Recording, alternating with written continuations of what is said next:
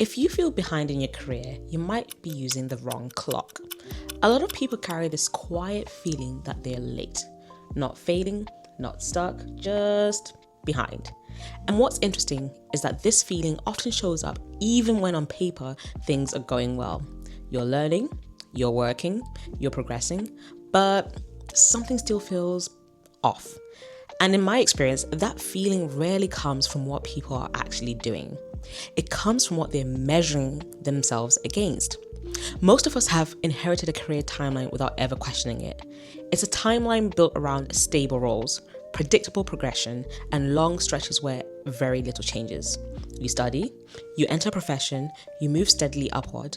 That model made sense in a world where work itself was relatively stable, but that's not the environment we're in anymore.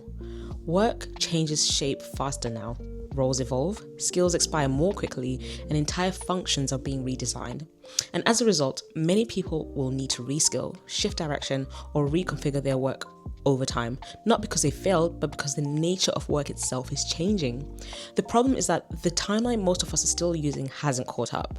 So when you use an old clock to measure a modern career, something predictable happens. You don't get clarity, you get anxiety, because the clock can't capture what's actually going on. Especially in non-linear paths, progress doesn't always look like speed. It often looks quieter than that. It can look like developing stronger judgment, building range across domains, becoming more comfortable navigating uncertainty, and those changes matter, but they don't show up neatly on a timeline. And because they are hard to quantify, people start to assume they don't count. This is usually the moment where people start to doubt themselves. They think, maybe I should be further. Maybe I made the wrong choices. Maybe I lost time. But often what's really happening is simpler and more structural. The measurement model no longer fits the reality. If you're building capability in a world that values adaptability, synthesis, and pattern recognition, a timeline built for predictability will always make you feel late.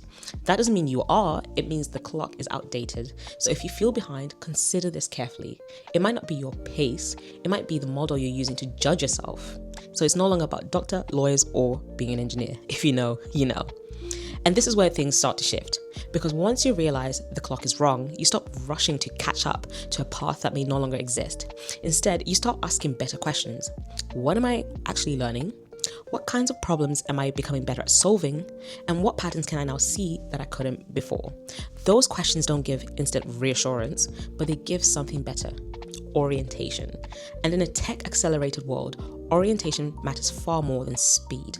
Join me for more career crafting, critical thinking, and mindful living in a tech-accelerated world. What do you think, Polar Bear?